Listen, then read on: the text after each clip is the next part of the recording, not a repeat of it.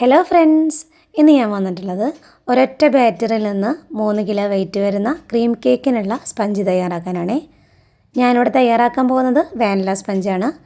Chocolate sponge തയ്യാറാക്കാനും കുഴപ്പമൊന്നുമില്ല, ഇതിൽ ചെറിയ ചെറിയ മാറ്റങ്ങൾ മാത്രമേ വരുത്തുള്ളൂ. അപ്പോൾ നമുക്ക് തയ്യാറാക്കുന്നത് നോക്കാം. ഞാനിവിടെ ബീറ്റ് ചെയ്യാനൊക്കെ എടുക്കുന്നത് വണ്ടർ ഷെഫിൻ്റെ സ്റ്റാൻഡ് മിക്സറാണ്.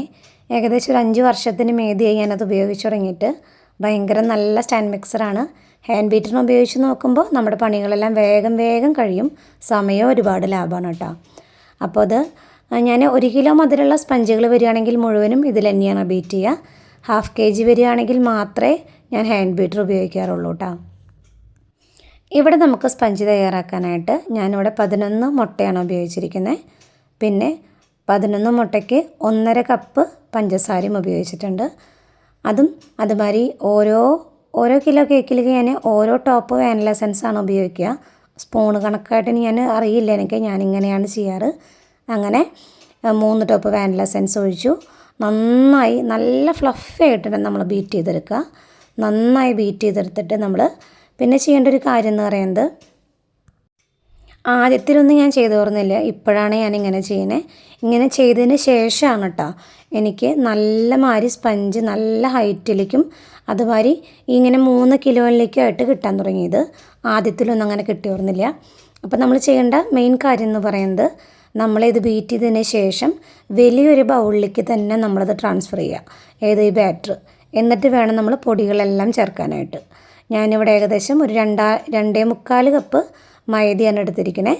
പിന്നെ ഞാൻ ബേക്കിംഗ് പൗഡർ ഉപയോഗിക്കാറില്ല, ബേക്കിംഗ് സോഡയാണ് ഉപയോഗിച്ചിരിക്കുന്നത്. പിന്നെ ബേക്കിംഗ് സോഡ ഉപയോഗിക്കുമ്പോൾ നമ്മൾ എന്തായാലും വിനീഗറിൽ തന്നെ നമ്മളത് പൊടി മിക്സ് ചെയ്തിട്ട് അറിയാലോ, അത് നമ്മളങ്ങനെ മിക്സ് ചെയ്യുമ്പോൾ ഇത്തിരി പത പോലെ വരും. അത് ആക്ടിവേറ്റ് ആവാനാണ് ബേക്കിംഗ് സോഡ. അങ്ങനെ നമ്മളെല്ലാം കൂടി മിക്സ് ചെയ്തിട്ട് വേണം ബാറ്റർ തയ്യാറാക്കാനായിട്ട്. പിന്നെ ഒരു കാര്യം പറയാൻ മറന്നു, ഞാനിതിലേക്ക് ഓയിലും പാലും ഉപയോഗിക്കുന്നുണ്ട്. ഓയിൽ 1 കപ്പ് മൈദയിലേക്ക് 1/2 കപ്പ് ഓയിൽ എന്നാണ് അതിൻ്റെ കണക്ക്. അതുമാതിരി 1/2 കപ്പിന് പകുതി പാല്, അങ്ങനെയാണ് ഞാൻ ഉപയോഗിക്കാറ്. ചിലർ ഉപയോഗിക്കില്ല, പക്ഷേ ഞാനിവിടെ പാലും ഓയിലും ഉപയോഗിക്കാറുണ്ട്. ഓയിലെടുത്തതിൻ്റെ പകുതി മാത്രമേ നമ്മൾ പാൽ ഉപയോഗിക്കുള്ളൂ. പാലില്ലെങ്കിൽ വെള്ളമായാലും കുഴപ്പമില്ല. ഏറ്റവും നല്ലത് പാൽ ഉപയോഗിക്കുക തന്നെയാണ് കേട്ടോ. പാൽ ഉപയോഗിക്കുമ്പോഴാണ് എനിക്ക് ബാറ്റർ കുറച്ചും കൂടി നല്ല സ്മൂത്തായിട്ട് എനിക്ക് തോന്നിയിട്ടുള്ളത്.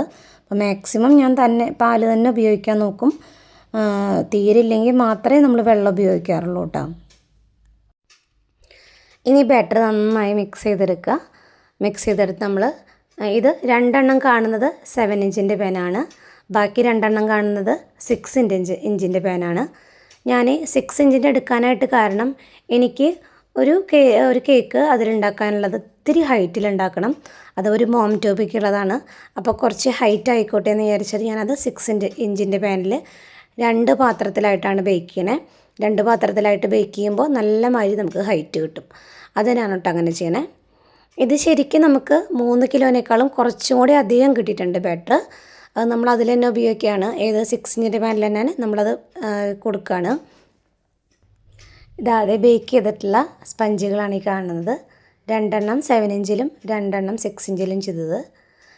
ഇനി കട്ട് ചെയ്യുമ്പോൾ നമുക്കതിൻ്റെ എത്രത്തോളം അതിന് ഹൈറ്റ് വന്നിട്ടുണ്ടെന്നുള്ളത് മനസ്സിലാവും. ബേക്ക് ചെയ്യുന്നത് കാണിക്കാത്തത് വേറെ ഒന്നുമല്ല, നമ്മുടെ ഓവൻ കാണാൻ വലിയ ലുക്കൊന്നുമില്ല. അതിപ്പോൾ നമ്മൾ ബേക്ക് ചെയ്ത് തുടങ്ങിയിട്ട് ഏകദേശം ഒരു 7 വർഷത്തിന് മുകളിലായിട്ടുണ്ട്. അപ്പോൾ നിങ്ങളങ്ങനെ കാണിക്കുമ്പോൾ കുറച്ച് ലുക്കെങ്കിലും വേണ്ടേ, അതിനുള്ള ലുക്ക് നമ്മുടെ ഓവനില്ല. 2 ഓവനുണ്ട്, പ്രസ്റ്റീജിൻ്റെയാണ് ഞാൻ ഉപയോഗിക്കുന്നത്. അപ്പോൾ നിങ്ങൾ ചിലപ്പോൾ കണ്ടു കഴിഞ്ഞാൽ പറയും, ഇതൊന്ന് തുടച്ചുകൂടെ ചോദിക്കും. കാരണം തുടയ്ക്കാത്തതല്ല, അത് ഉപയോഗിച്ച് അത്യാവശ്യം വർക്ക് ചെയ്തിട്ടുള്ള 2 ഓവനാണത്. അപ്പോൾ 2 ഏകദേശം കാണാനായിട്ട് ലുക്കില്ലെങ്കിലും അതിൻ്റെ പ്രവർത്തനമൊന്നും വലിയ കുഴപ്പമൊന്നുമില്ല. അത് കാരണം അത് മാറ്റാതിരിക്കുകയാണ്, മാറ്റണം എന്ന് വിചാരിച്ചിട്ടുണ്ട്. അപ്പോൾ അത് കാരണമാണ് കേട്ടോ ബേക്കിംഗ് ഒന്നും കാണിക്കാത്തത്. ഇതിൽ 3 കേക്കും വൈറ്റ് ഫോറസ്റ്റ് തന്നെയാണ്. അതിൽ 2 കേക്ക് സാധാ വൈറ്റ് ഫോറസ്റ്റ്, 1 എണ്ണം കസ്റ്റമൈസ്ഡാണ്, മോം ടൂബി കേക്കാണ്. ആ കേക്കായിട്ട് നെക്സ്റ്റ് വീഡിയോയിൽ ഞാൻ വരാം കേട്ടോ. അപ്പോൾ ഇതൊക്കെയാണ് നമ്മുടെ ഇന്നത്തെ വർക്കുകൾ. നമ്മുടെ വർക്കുകൾ ഇഷ്ടപ്പെടുകയാണെങ്കിൽ നമ്മുടെ ചാനൽ സബ്സ്ക്രൈബ് ചെയ്തൊന്ന് സപ്പോർട്ട് ചെയ്യണം. അതുമാതിരി ലൈക്ക് ചെയ്യണം. അതുപോലെ നിങ്ങളുടെ കമൻസുകൾ എന്തായാലും കമൻറ്റ് ബോക്സിൽ കൊടുക്കണം.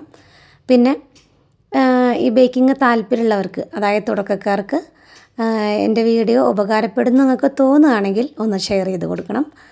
അപ്പോൾ ഇത്രയൊക്കെയുള്ളൂ. അപ്പോൾ ഓക്കെ, ബൈ. നെക്സ്റ്റ് വീഡിയോയിൽ കാണാം.